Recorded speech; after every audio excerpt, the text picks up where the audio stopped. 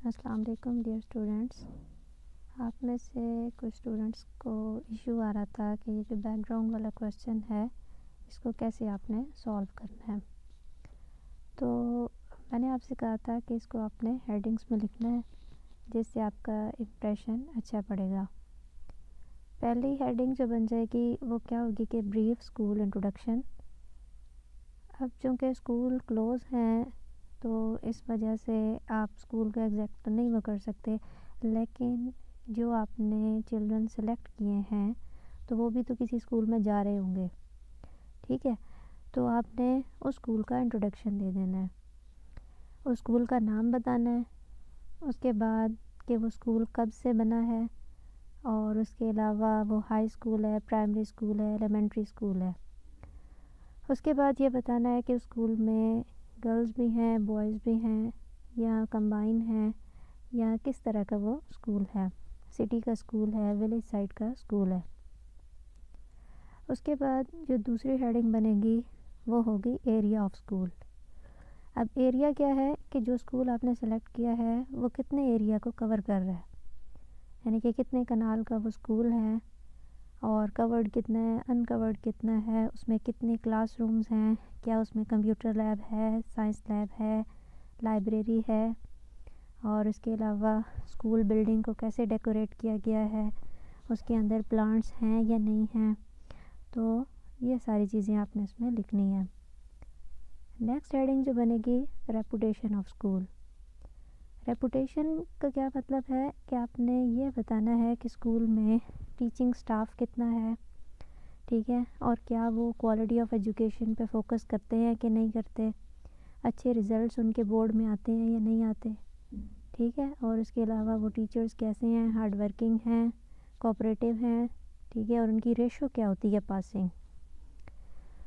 उसके बाद जो अस्सलाम वालेकुम स्टूडेंट्स, अब तक ये जो बैकग्राउंड वाले क्वेश्चन में आपको बताया है, उम्मीद है आपको समझ आ गई होगी।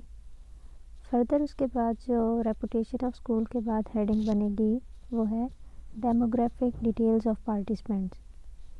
अब डेमोग्राफिक डिटेल्स ऑफ पार्टिसिपेंट में आपने ये बताना है कि आपने कितने पार्टिसिपेंट्स सेलेक्ट किए हैं, यानी कि कितने स्टूडेंट्स हैं या कितने चिल्ड्रन आप कह लें, क्योंकि अब चूँकि आप चिल्ड्रन का वर्ड यूज़ करेंगे एज नोटिफिकेशन के मुताबिक आपने चिल्ड्रन ही यूज़ करना है।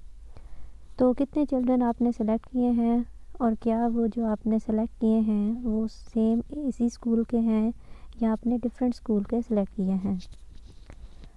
उसके बाद आपने ये बताना है कि वो स्टूडेंट्स जो हैं या वो चिल्ड्रन हैं वो किस ग्रेड के हैं, कौन सी क्लास के हैं और उनकी एजेस कितनी हैं। फिर ये भी बताना है कि क्या वो इधर लड़कियां हैं या लड़के हैं और टोटल मिला के कितने आपके पार्टिसिपेंट्स में से सैंपल कितना बन जाएगा, यानी कि जिसके ऊपर आपने वर्क करना है। नेक्स्ट हेडिंग जो होगी वो होगी socio economic status. Socio economic status में आपने ये बताना है कि जो स्टूडेंट्स या जो चिल्ड्रन आपने सेलेक्ट किए हैं वो किस तरह की कैटेगरी से बिलोंग करते हैं।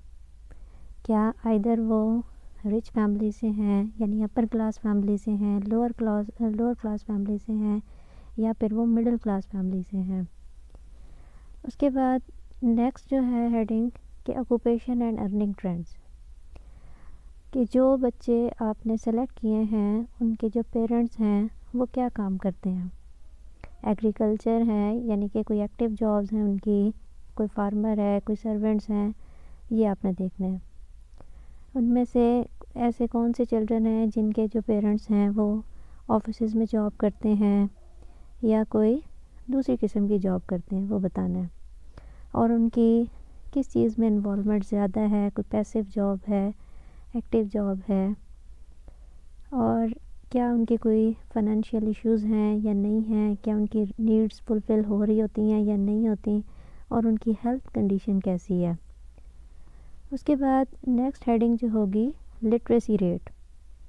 लिटरेसी रेट में आपने ये बताना है कि जो कम्युनिटी है या जो एरिया है जिससे आप बिलोंग कर रहे हैं, यानी कि जहाँ पर आप रिसर्च कर रहे हैं, तो वो कैसे हैं, एजुकेटेड हैं या अनएजुकेटेड हैं, यानी इलिटरेट हैं उनके पेरेंट्स या लिटरेट हैं, ये सारी इन्फॉर्मेशन आपने देनी है।